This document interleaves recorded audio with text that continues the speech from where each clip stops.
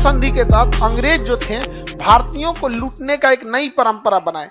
वो जानबूझ के अपनी एक सेना की टुकड़ी भारतीय राजाओं के यहाँ रखते थे, ये कह के कि ये आधुनिक सेना है, आपकी रक्षा करेगी, लेकिन इस पूरी सेना का खर्च आपसे ही लिया जाएगा सहायक संधि के तहत।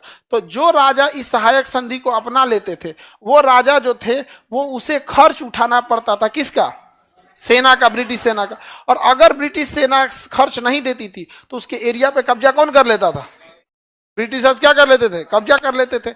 तो अब एरिया बाई एरिया कब्जा करते जाते थे। तो ये एक ऐसा तरीका था जो भारतीय राजाओं को कंट्रोल में रखता था। वो सेना जब एक टुकड़ी रहेगी, सेना उसको मिला लेती थी सब वहां पे, तो जो अगर इसको नहीं मानता था सहायक संधि को, उसके ऊपर आक्रमण कर देते थे। अच्छा, आपके मन में एक दिमाग आइडिया आएगा कि हम सहायक संधि मन में नहीं करेंगे, हम मानेंगे नहीं, न मानेंगे नहीं तो युद्ध कीजिए।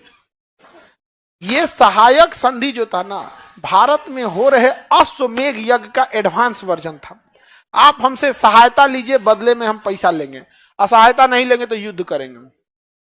नहीं समझे? तो जबरदस्ती वाला बात है। यह सहायक संधि आज भी एक राज्य में लागू है, एक देश में लागू है, जापान। जापान पे जब अमेरिका ने परमाणु बम मारा था तो जापान तबाह हो गया था। और उस समय परमाणु बम का कोई काट अवेलेबल नहीं था। अब कुछ लोग जो देहात में आप देखिएगा ना, तो कहेंगे कि अमेरिका के पास दुइये को परमाणु बमे था और जापान को पता रहता तो मार देता। अरे भैया, जो 2 गो रोटी बना सकता है 2 गो और बना सकता है। आपके घर में कई गो रोटी? 20 गो। इसका मतलब ये थोड़े ना कितना रोटी बनता होगा, 10 आदमी का, 8 आदमी का, ये ना। ऐसा थोड़ी है कि 50 आदमी आ जाएगा तो आप क्या कहिएगा? हाथ जोड़ लीजिएगा, बना दीजिएगा, थोड़ा टाइम लगेगा। तो जापान तो मारता ही उसको अमेरिका।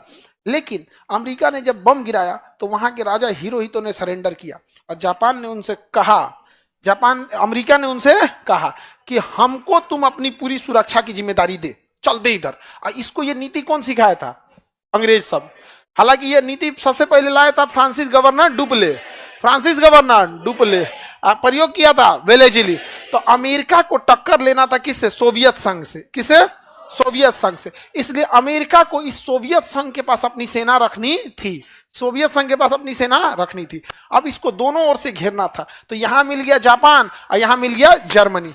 यहां अमेरिका ने जबरदस्ती सहायक सेना थोप दिया, यहां पर थोप दिया जर्मनी से कि तुम्हारी सुरक्षा हम करेंगे, तुम्हें सेना रखने की जरूरत नहीं है, लेकिन खर्चा तुम्ही को उठाना पड़ेगा।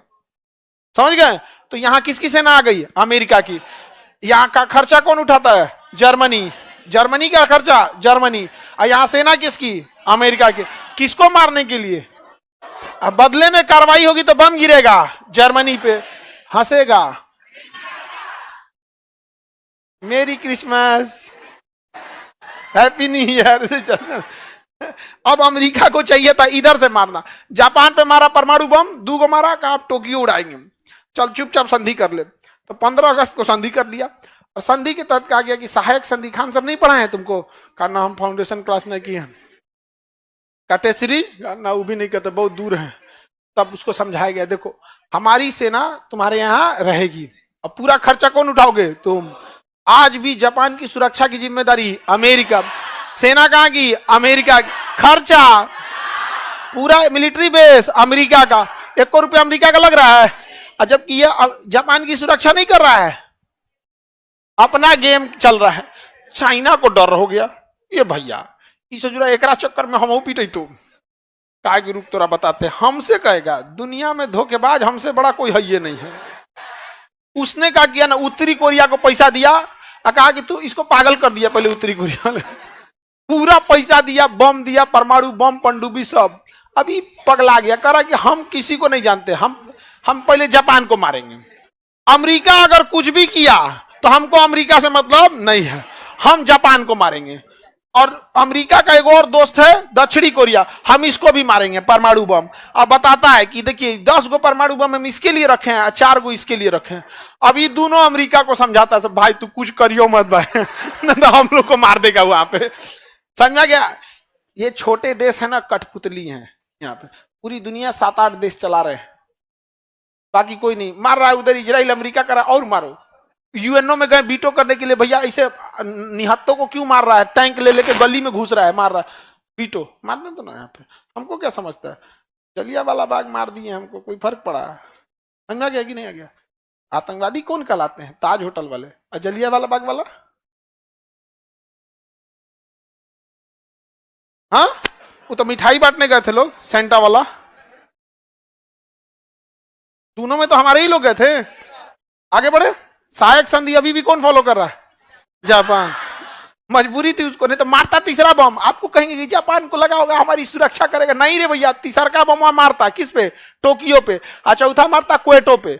सबसे पहला मारना था क्वेटो पे, बट क्वेटो का मौसम खराब था तो मार दिया हिरोशिमा पे, फिर नागासाकी पे, उसके बाद मारता क्वेटो, चौथा मारता टोक्यो पे। तो कहा कि भैया करो सुरक्षा, देखना तुम्हें।